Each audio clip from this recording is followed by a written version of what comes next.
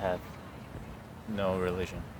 If there were a God, then many accident or death that should not happen. Maybe later I may believe in God because of I may have an accident or my parents get a disease like something. So maybe the time I will pray.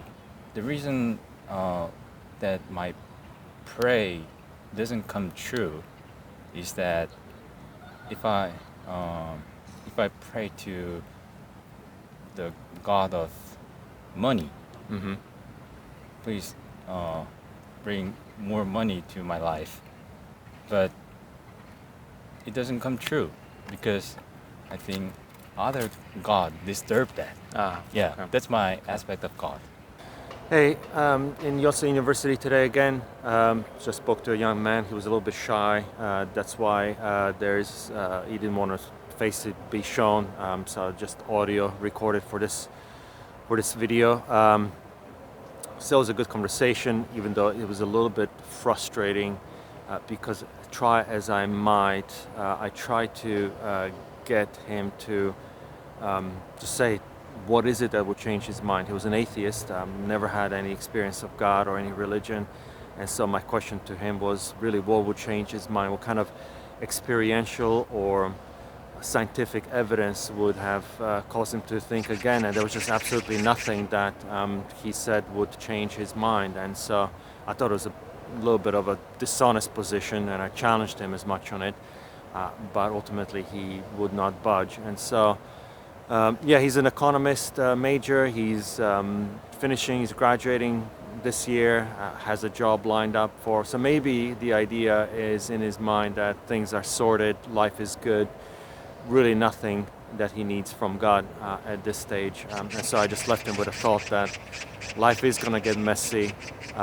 and it's gonna go by quicker than he knows. And so the sooner he looks into these questions, the better it will be for him, not just in this life, but certainly in eternity, if he gets it right in his own mind about the existence of God and his destiny and his destination. So anyway, that was it. That was it for this conversation. Leave me a comment or two with your thoughts, what you thought yourself about this, and otherwise I will see you in the next conversation. Bye.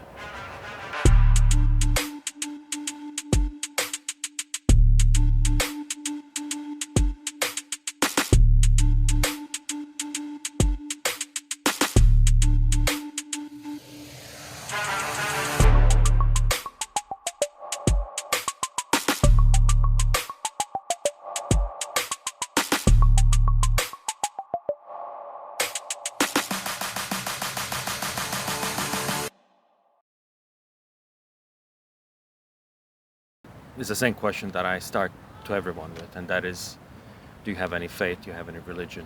No, I have no religion. No religion. No. Has that ever changed for you? Was there like a point in time where you were younger and you ended up going to like a church your parents took you, or it was just never the case? No, I have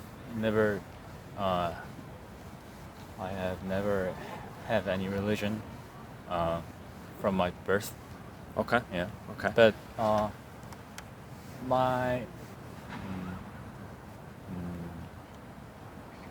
what should I say? My mother's cousin. Yeah. They have religion. Yeah. What are they, like Christian or something? A Christian. Okay. Yeah. Okay. What about if I ask you, like, do you think there's a God? Right? Is there a God? Is there like the Creator God, the Almighty? Actually, I don't believe in God because if there were a God, then many accident or death that should not happen. You Okay. know what I'm saying? Yeah. Yeah. So basically, if I'm understood correctly, you're saying if this is under the assumption we're talking about a good benevolent God. Yeah. If there's a good benevolent God, He would not allow Yeah. terrible things Yes. to happen. Yes. Yeah. I guess that assumes a specific kind of God that doesn't allow anything bad to happen, right? What kind of things, when you talk about good and bad, right? Good and bad. What kind of things would you not want to see happen in this world?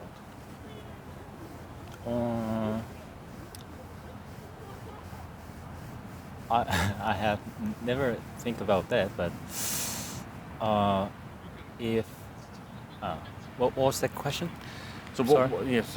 you said God would not allow certain things to happen, Mm-hmm. right? What kind of things would you not want to see happen in this world?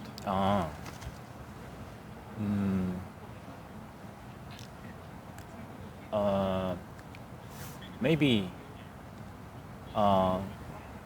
later I may believe in God Mm-hmm. because of I may have an accident or my parents get a disease like something. So maybe the time I will pray, but Yeah. if God doesn't allow that, Yeah. then it will be very sad to me. So that kind of thing is the last one that I want to face with. You know what I'm saying? Yeah. So you're saying at some point in your life, if you do get, let's say, into some difficulty, or your family gets into difficulty with its health, Yeah. or an accident or something like that, you might pray to God to to help out, to ease the pain, or to give health back, that kind of stuff. Yes. Yeah. So that's interesting, right? And I hear that actually quite a lot from, especially speaking to some other Korean students. There's this sense of I will go to God when I need something, right? But if everything is okay in my life, I really don't need God, right? And I guess that makes me think that that kind of position, right? That kind of thinking is using God, kind of using God like for almost like I don't know, like you know this idea of a genie in a bottle. When you rub the little lamp and the genie comes out and he will grant you 3 wishes or whatever it is, and then you say, God, genie, make my mom healthy, or give me that promotion, or help me to get this job, or give me wealth or something like that, right? That kind of puts us in the driving seat. That puts us in control, and God is our servant, almost like that, right? Do you see that a little bit, kind of what I'm talking about? Is it okay to say my thought about God? Please do. Yeah. That's the whole idea. Yeah. I think the reason I don't believe in God is that you say that word, using God. Right. Yeah, that is kind of very selfish. Yeah, because like I said, I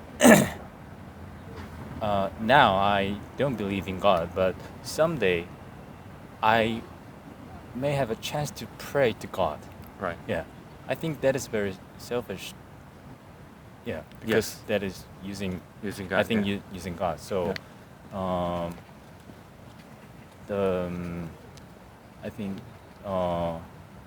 have you heard that view of Greece to Like- God? Yeah. Like Greek mythology. Yeah, Like Zeus and Yeah, Hera and yeah. all these. Yeah. I know a little bit about them. Yeah. They have not o- they don't have only one God. They have God of death, God of birth, That's God of right. Yeah. God of what kind of thing. So I think that is the most similar aspect of God to me. Yeah, I think that is the most similar aspect of God, because the reason that my pray doesn't come true is that if I pray to the God of money, Mm-hmm. please bring more money to my life, but it doesn't come true because I think other God disturb that. Ah, Yeah, okay. that's my aspect of God. That's your Yeah, idea. yeah. That's your understanding of God. Okay, and that makes for interesting, I think, storytelling, right? Because I think in the Greek mythology, you're right. That's how they understood kind of deities, and actually that was then taken up by Romans as well. And to some extent, we have that even today when you think about the Marvel kind of universe, and you have Iron Man, and then Yes. you have the Captain America. You can think of them as almost like Greek mythology, right? I think that's I think interesting and fun, and like I said, it provides for a good sort of storytelling. But the problem with that, I think, in my view, is logically doesn't make sense, right? Logically doesn't make sense, because if there was, like by very definition, when I say the word God, I don't think of a person with extraordinary capabilities. One traditionally, when we think about God, we're talking about an all-powerful God who created everything. So if you think about, maybe in the Greek mythology, it would be Zeus, right? But Zeus, even that, right? Even he was a descendant of what, Titans or something like that, and then no one knows what was before Titans, and there's like mystery, right? But when I think about the kind of God that I think logically would make sense, right? It's someone who is the most powerful, someone who created everything, Yes. and he's the sort of the ultimate source, the ultimate mover of things. Kind of like we have in Christianity. I don't know how much you know about Christianity, right? But we have in Christianity, there's a God that he creates the universe, Yes. right? And Yeah. he created us, he created the earth, he created the universe, he created stars, he created everything. And even though in Christianity, there's the idea of Satan, kind of like as the opposing power, but Satan doesn't have, it's not like an equal but opposite. Satan is just a fallen angel, right? But God is still God. God can destroy the Satan. God can destroy us if he wanted to. He can recreate the universe. He can do whatever he wants, right? Because logically, I guess that means that he is. There's nothing in opposition, right? If something would be in opposition, then there would be, okay, who is really God? Who is really God? Who is the supreme? Who is the one who can create everything, right? Who is the one who is the source of everything? Yes. Kind of be multiple equal kind of deities. Yeah. What do you think about that? I'm just wondering that I don't know exactly about Christian. Did God make Satan? Yes. Yes. He made Satan, exactly. Oh. Yeah. He made everything. So he made the heaven, the earth. He created even hell. He created, right? Yeah. So he created everything that exists. He created it, right? Why did they make Satan? That's a very good question, Yeah. right? So the idea is that in the beginning, right, he created things. Things were good. Things were good. Things were perfect. But the thing is that he gave certain beings, such as ourselves, such as Satan, the will, right? The freedom to decide. Yes. The freedom to decide, right? So, for example, you and I, we have the freedom.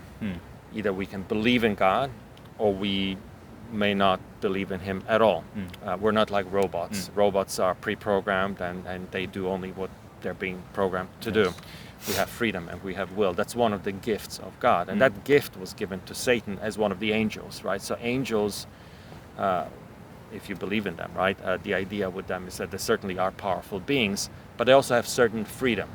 Freedom to either obey God or disobey Him, or rebel against Him, right? And the idea is that Satan rebelled against God.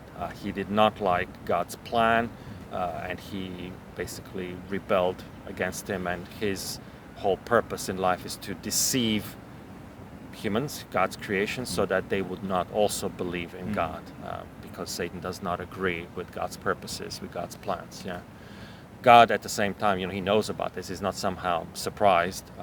He allows this to happen, and His plans even include things like Satan, things like death, things like evil. Those are things that are included in his plan. It's not that he wants those things to happen, but he allows them to happen in order for the greater good to come in the end. Yes. And I know it's a very complicated kind of to think things through, especially when you're in the middle of suffering. Just like you said in the beginning, who in the middle of their suffering would want to say, "Oh, this must be part of God's plan," and yes, it's all going to be. You're just so much in pain at the time, right? You are in a moment of pain. You don't understand. It's difficult to even imagine that this could somehow result in good. But those people that did go through painful times and they remained faithful, they did see God's hand in it. They got to the end of it and they were stronger in their faith. They learned lessons. They were stronger in character. And so, yeah, those things are true. You can have the point of suffering that leads to something good. Often life is like that. You go through a poor period of pain and then you learn a lot from it, so that next time you could be more wiser for it. Yeah.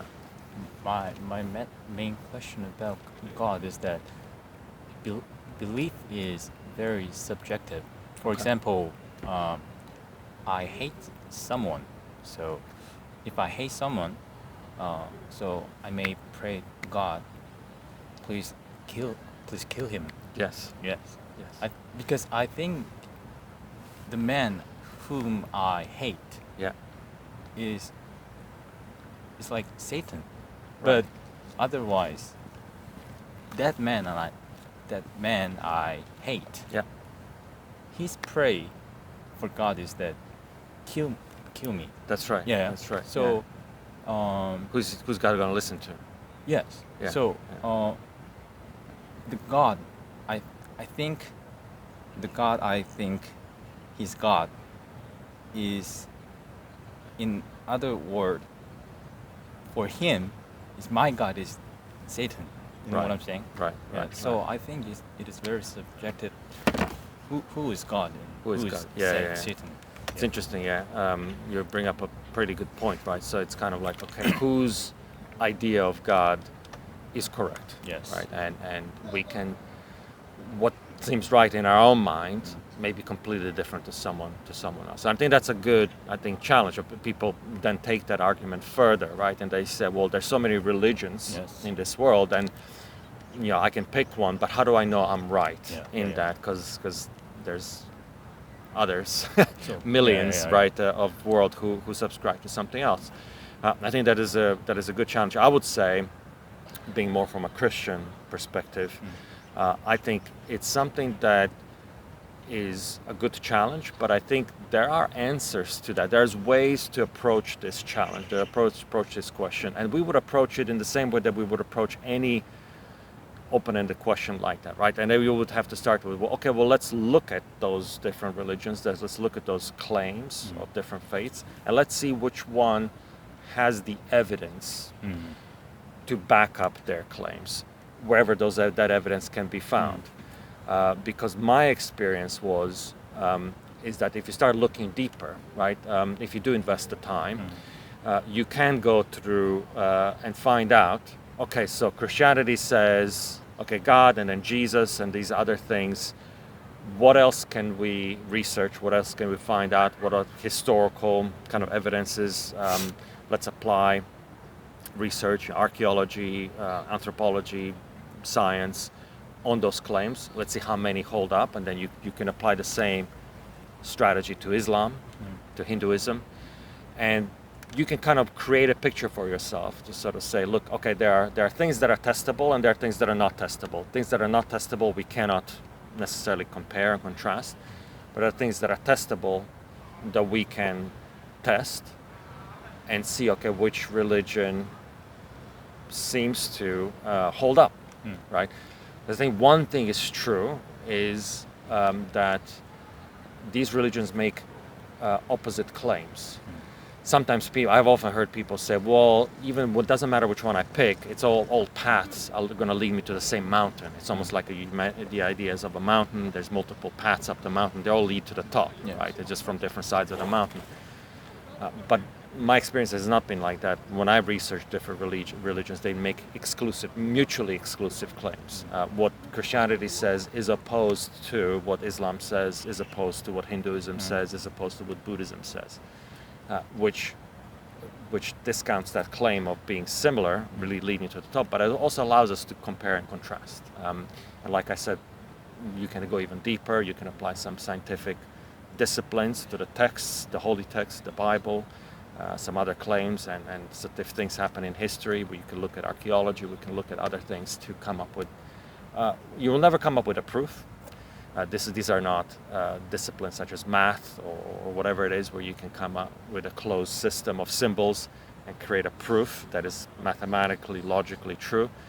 But you can get to a point of, I think, in your own mind at least, what in the law, wording of the law is that beyond reasonable doubt, right? Beyond reasonable doubt, the weight of evidence is such that you can say, look, there are certain things I'm going to have to take on faith, but the weight of evidence is such that I'm pretty confident that these things are true, right? So that's how I would kind of look at it, Okay. to kind of go beyond the subjective into some realm of objectivity, which I think does exist with some of the religious claims. Yeah. Have you ever kind of studied, or have you ever kind of looked deeper into any of the religions to the extent that you were curious to know which one, why they say what they say, and what's that all about? No, I'm not interested in any religion, so I have never done that. Okay. Now, what do you think happens after we die? So the point of view of Christianity is that after we die, we go to, what was that? The opposite word of hell. Heaven. Heaven. Yeah. Heaven or hell? Yes. I think there is neither heaven nor hell. I think just we die. After we die, there will be nothing. Like when we sleep, we don't feel anything. You know what I'm saying? Yeah. That will last forever. Okay, so nothingness. Nothing. You would not even be aware of your existence, Yeah. just like you said, when you sleep or you get knocked unconscious or something unconscious, like that. yeah. Okay. That's what you're thinking. Yes. Yeah. What if you're sort of wrong, right? What if it's not? And then the reason I'm saying that is that there have been people who have reported experiences, obviously after having been clinically pronounced dead. They reported experiences, and also religions, right, would say there are people, like in Christianity, Jesus rose from the dead, and Jesus spoke of life after death, being heaven and hell. So heaven and hell were not, just kind of pulled out of thin air as a way of kind of either scaring people or rewarding people. Those were things that were talked about by, if you believe Jesus existed, he's the one who spoke quite a lot about people ending up in heaven or hell. And if you believe that he is, who he says he is, and he proved by miracles and all that kind of stuff, it causes you kind of a pause to think about, okay, if he says that there are things like heaven and hell, and if he rose from the dead, and if he says this, maybe there is something. Right? Maybe there is something out there. That's I think people who believe in God has two reasons. One is that they wish to everything good will happen to them while they are living. Okay. And the other reason is that after they died, they wanna. Even me, I don't want to be unconscious forever. Right. Yeah. So no one have experienced after the unconscious after they die. You know what I'm saying? Except those people that had near-death experiences, right? They were pronounced clinically dead, and they came back and they reported certain memories Yeah, that yeah, yeah. they, But, anyway. So I think uh, people just are just scared because they don't know anything after they die. Yeah, So I think they believe in God for that reason. right. Yeah. So yeah. Yeah, and like you can kind of understand it, right? I think the way I'm thinking about this, just to offer kind of a perspective, right? You said people are scared. I think it's a right fear. I think when people are, a lot of people, if you ask them, are you afraid of dying? I think a lot of people were in there. Maybe they might put on a brave face and say, no, I'm not afraid. But I think they're, before you go to sleep and you start sort of, your mind kind of goes into overdrive and you start thinking about things, you are sort of saying, I am afraid of dying because the only thing we know is living, and dying is uncomfortable. It's uncomfortable because it severs the relationships with those loved ones that we have. There's pain involved, presumably, with dying, the process of dying.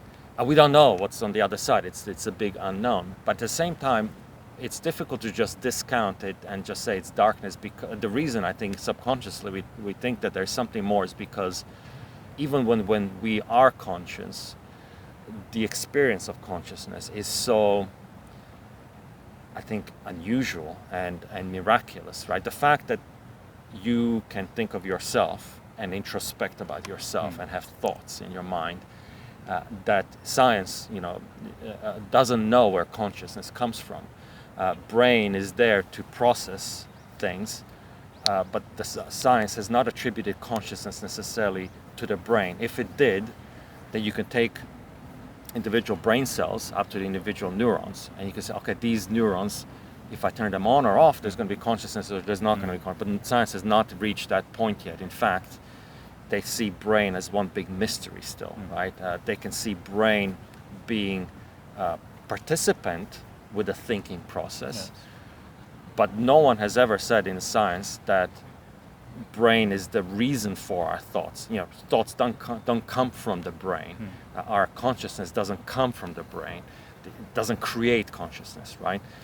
So if the brain doesn't create it, but we feel about ourselves that we're conscious, that we can reason, we can introspect and self-reflect, that gives to people the idea that there is, okay, if that is not a physical property, then when my body truly dies, then that thing, let's call it soul, because it was maybe tied to the body, but wasn't body itself, right? So when the body dies, the soul will survive because it was maybe processed by. It's not, the analogy is like TV set, right? If you turn off the TV, the signal is still in the air, right? It doesn't mean the signal is gone. It just means that your screen is turned off, right? That's the idea, right?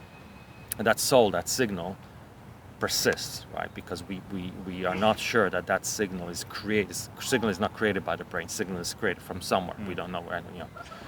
And so that causes us pause, right? We cannot say with certainty there's nothing after we die, because we don't even know what life is. For us to know what life is, for us to know what consciousness is, if we knew that we could say with more certainty what death is. But because we don't know, we cannot speak with confidence about that. And this is also why religion is important, right? Because religion does make claims about such things that are spiritual in nature, right? You can deny spiritual and just be with sort of physical and material, but experience shows us that that's not all there is. Material things are not all there is. And again, brain and our thinking process is a perfect example of that. So going back to your question, I think, is religion there to give people some confidence and comfort about what's going to happen when we die? Absolutely, yes. I'm not going to, as a religious person myself, I'm not going to deny that that's not the case. But it also doesn't mean that it's purely a human invention either.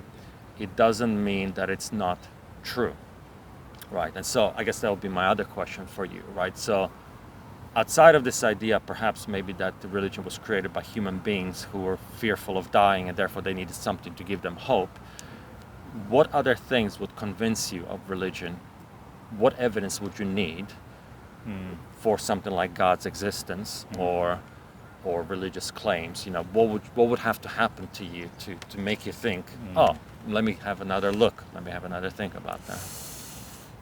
Oh, the I think, very perfect way to believe in God is that I think God should show us real heaven. Okay. To me, then I think I will believe in God if the real heaven comes to me. Yeah, but I don't know what it would be. I cannot imagine. That's what I was going to ask. Could you recognize it if it happened to you, right? Because I think heaven is very subjective while we are living. So, for example, if I want something and that really happens, then I think, oh, it is heaven at that point. So, for example, if you really wanted to have this good grade or something, right? And you study hard, but you weren't sure what you're gonna get, and you come to results, and it's perfect score, then it's heaven for you at the time, right? But you know what I'm saying? So that is very subjective. I think.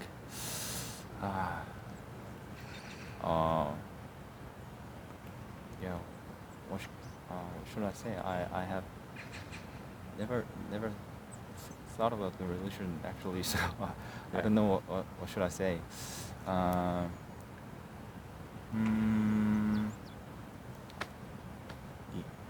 You asked me the evidence, right? Evidence. Something that would compel you, something that would make you think, wow, there is something there. You know, what would that be? What would cause you to think twice?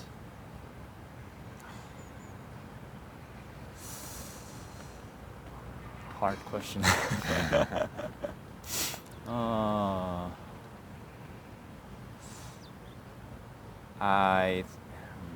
I guess there is and will be no evidence to compel me to believe in God. Yeah, that's my answer. Yeah. Isn't that? Sorry, I'm kind of trying to put a little pushback to you. I mean, isn't that? Are you not being dishonest when you say that, right? When I say that, when I mean that, I don't mean kind of insulting you, but I want to say that if you say, let's say I make some wild claim to you. Let's say I say to you, hey, you know what? Korea's going to win the World Cup. This cup, World Cup, Soccer World Cup in Qatar, Korea's going to win it. You're like, all right, that's wishful thinking. I say to you, no, I've got proof. I got proof for you, right? You'd be like, okay, what kind of proof can you offer me? I don't know, if I give you some proof that is compelling enough, right? You would want to know this because you would put, I don't know, all of your savings you put on the bet because if that is true, you make huge amounts of money.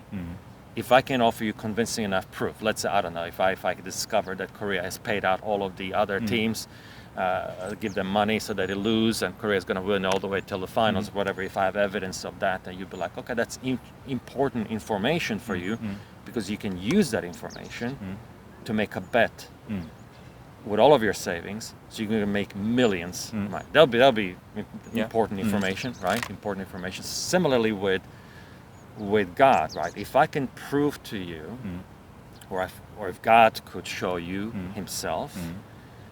And give you that information of certainty that God exists, wouldn't that change absolutely everything about your life? Wouldn't that mean that if God exists, and then if there is such a thing as heaven and hell, right? And that means your life will have to change somehow. You would have to know what He wants from your life. You would want to obey Him and follow Him, right? if for no other reason than out of fear, out of hell, but I'm not saying that's the only reason, but also maybe to experience that joy that you talked about, and that heavenly sort of bliss or whatever it is, right? That you would know what your purpose in life is. A lot of people just go through life, they're like, I don't know what my purpose is, what am I here to do? Knowing that there is a God, you could ask him, God, show me my purpose in life, what is my calling? Like, give me certainty so you can do and be confident that your life is not wasted, right?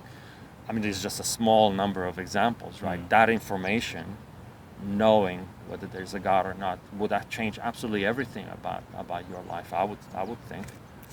I think it's his job to persuade me to believe him.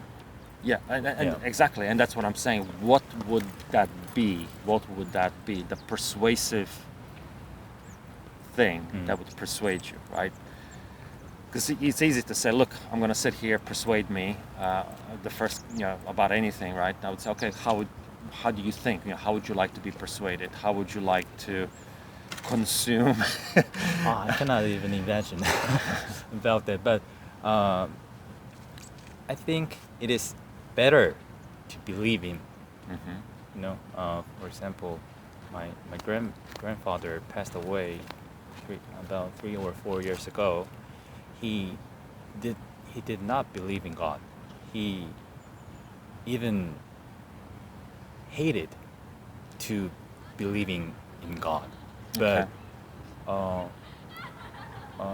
one or 2 days before he passed away, he suddenly believed in God because I think I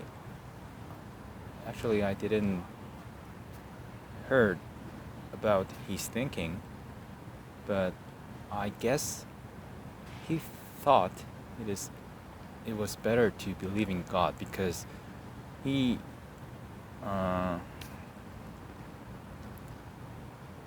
in the situation that no one could know even there is heaven or hell or God exists or not. It is better to believe in God because let's imagine that there is God. Yeah. Then if you believe in God, then he goes to heaven. Yes. If there is no God, that's okay. Yeah. Yeah. So that's what I'm saying. It is better to believe in God. Yeah. Yeah. You've just described what is known as the Pascal's wager. Have you ever heard of Louis Pascal? He's a very famous scientist. I don't know which century he lived in, probably 18th, 17th century, but he was a Christian, right? But he described this exactly the same thinking. His argument of speaking to his colleagues, scientists and others who weren't Christian, he said, look, it is equally possible, 50% possible, 50% likely that there is a God, and 50% likely that there isn't a God. If there is a God, that's great. You go to heaven by believing him. If there is no God, well, then you got nothing to lose. Yeah, nothing to lose. Nothing to lose, right? And so that's called Pascal's wager. And that was his argument to. Not everyone kind of is convinced by that, but it seems like your grandfather was. Maybe that was his sort of way of arguing himself into belief, which is interesting. Yeah. Yeah, but back to the question, I cannot even imagine the evidence to believe in God. Yeah, I cannot imagine. A lot of people would say like experience, right? If you give me some experience, right, where it's undeniably either a miracle or something that they've experienced which they cannot explain in any other way. What did they say? The interviewee. They would say, kind of a miraculous experience which is undeniably from God. But then, my challenge to them would be, well, how do you know you're not just hallucinating, right? How do you know that you're not, your brain is misfiring? How do you know it's just not a magic trick? And someone, we are easily deceived, and we can easily deceive ourselves, right? And so And that's kind of, they acknowledge that, but they kind of have nothing else to say, right? But then the other thing I would challenge to them is that, look, what about, some people are scientifically minded. It's like, what if I can show you things about this creation, about this universe, which kind of almost provide fingerprints for God, right? Would that be compelling? Some people who are scientifically minded is like, okay, yeah, I would start maybe thinking about whether God is true if you can give me some scientifically valid ideas and evidence for it. Some people say, well, if Bible is true, if what Bible says is true, if you can prove it to me, if you can show that to me about the events that have happened 2,000 years ago in the first century Palestine, what Jesus did, what Jesus said, whatever, that would convince me. That would be sufficient. That would be enough. So yeah, it depends on kind of what is it that, what kind of thought, how do you learn, right? How do you learn? How do you get convinced? That's the kind of thing that usually works for you. But you're saying that there's nothing that would be convincing, even if, what if tomorrow there was a discovery in the science world which did away with ideas of Darwinian evolution, did away with current sort of thinking, and says actually this universe must have been created by some power, by something. We human beings must have been created. We couldn't have arisen by ourselves. Scientifically proven. Here it is, proof. Would that change your mind at all? Would you be like, oh, okay, well let me now start looking into God a little bit more? No. But there'll be evidence. Scientific, undeniable. Even the professors would have to rewrite their books, right? And they would have to start saying different things. You would still not care about that.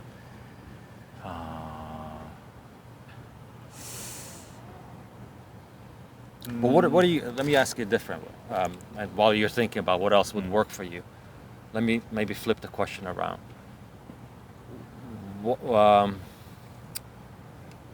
What are you afraid? What are you afraid would happen if you start becoming a believer in God? What would you lose? What are you afraid of happening? Like if you become a believer, let's say hypothetically, tomorrow I now believe in God or whatever it is. What do you think would happen negatively in your life? What do you think would be bad about it? Nothing, but some small things that I have to go to church on Sunday. Like what if that wasn't the case? Like, okay. Right. What if because to be honest, does God care if someone goes to church or not? If He's all powerful, almighty, going to church or not going to church is irrelevant, right? Nothing to lose. Nothing to lose, right? I mean, if you got nothing, I guess the reason I'm asking that, because sometimes people don't want to believe because they feel like if they become believer, they would become ridiculed. People would make fun of them, or they would have to go through these rituals. They don't want to waste their time. Sometimes people say, "Oh, the life will not be as fun anymore. I'm not going to be allowed to do this. I'm not going to be allowed to party anymore, drink, do whatever I want to do." Sometimes people say that. Any of those things for you, or?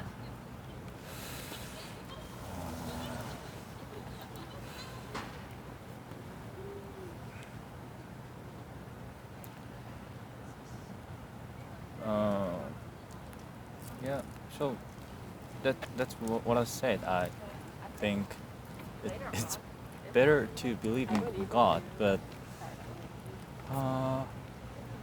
my life is a little bit busy to think about that big things.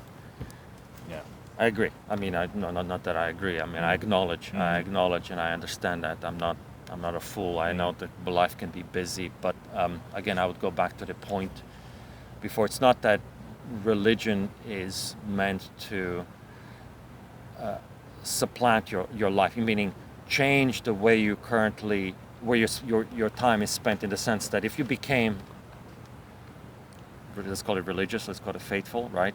doesn't mean that you would have to stop studying. Doesn't mean that if you were working, doesn't mean that you would have to stop working. You still need to study. You need to make progress in life. You need to put the food on your table. But what religion would give you again is other things that neither study nor work can give you, right? And that is hope in the future, a certain sense of knowing that what your life is for. Life is not wasted, right? It doesn't necessarily mean your time would be less, right? I agree. I agree. Yeah. Anyway, I know you're seems like you need to get going, get moving. Let me just kind of wrap things up. So it doesn't seem like you have anything that would change your mind necessarily, but hopefully you can see the value of having, or the difference of having belief in God. Speaking specifically about Christianity, right? Because that's kind of where I'm kind of my background, my from. What do you know the differences between Christianity and other religions? We spoke about that a little bit before, about the different claims that they make. Do you know much? What's different? No. The only thing I know is that they have different God they have different God. Right. Yeah. That's right. all I know. Yeah. Let me just quickly tell you what I think is the difference, unique stuff, and I would like to see your reaction to it, right? So, in all the religions of the world, as we spoke about already, one of the key ideas is how do we get close to God? How do we know Him? How do we obey Him? How do we fulfill His demands of us, right? And all of the religions in the world would say, you have to be good to one another. You have to try to do well to your neighbor, live good life, and all that kind of stuff. But when it comes to sin, you know the word sin, right? Doing bad things. This is where things start diverging, right? Different religions would say, all of them would recognize that we do sinful things as human beings. We fall short of God's expectations, right? But then different religions will say different things about how do we deal with the sin, right? In some religions, dealing with sin is a matter of doing enough of good things, right, to negate the bad things, or doing some religious activity, going to a temple, lighting up a candle, or sacrificing your time or something like that, right? Now, Christianity is unique in this regard, right? And this is why I wanted to kind of run before you. Christianity says, look, there's nothing that you can do, nothing that we can do as sinners that removes the sin from, if our life was a bank account, and if everything that we've done that was sinful is debt, there's nothing that we can do to pay off that debt to God, right? That's why God has sent His Son, Jesus, to die on the cross, because His death is payment or the punishment for those sins, so that the accounts are balanced only by His death, and only those people who believe in Him, their debt is cleared away. So you mean Jesus paid already for us? Jesus paid already for us for the sins of the entire world.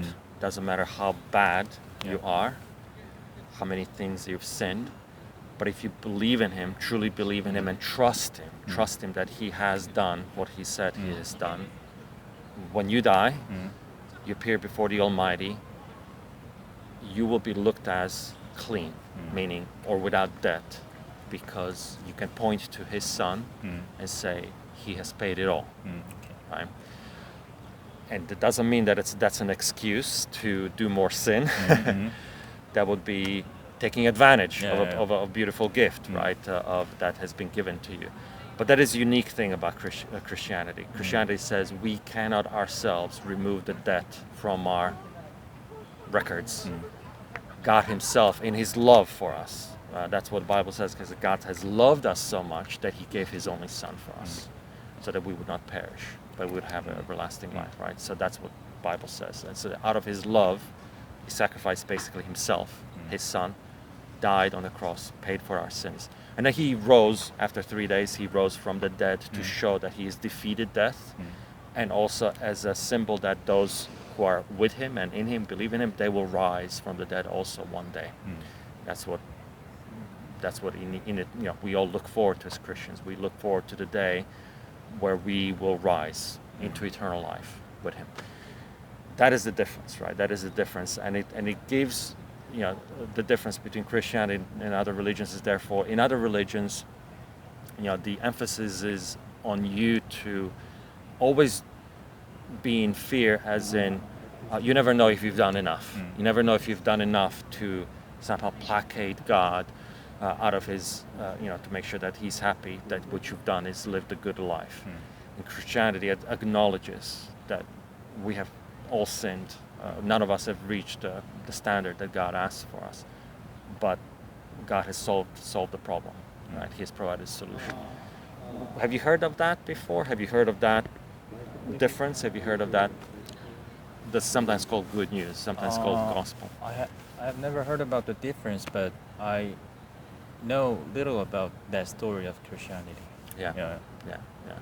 That- Sorry. Yeah, no, that we have all sins, Yeah. and Jesus solved that, Yeah. like cross. Yeah, On the cross, I know that story about little. Yeah. Yeah. And this is something that people throughout centuries, right, have looked at, and their lives again have been changed by this fact, right, giving them tremendous hope for the future, peace in their lives. Something that I can testify to myself has happened to me fairly late in my life. I came to that position of faith, and like I said, I didn't believe it immediately. I examined it, I tested it. I asked, how can I know it's true? I did. If you ask me the question, well, what did it take you to believe? I could tell you. Well, I needed to know that the Bible was authentic, that it was historical. I read it. I asked the difficult questions. Those were all the factors that contributed to my belief. And I ultimately, it was a question to myself, look, if I think it's true what happened 2,000 years ago, well then I either have faith in it, put my trust in it, or I walk away. Right? And I couldn't walk away. I put my trust in it, right? And it's true what they say, life does get transformed.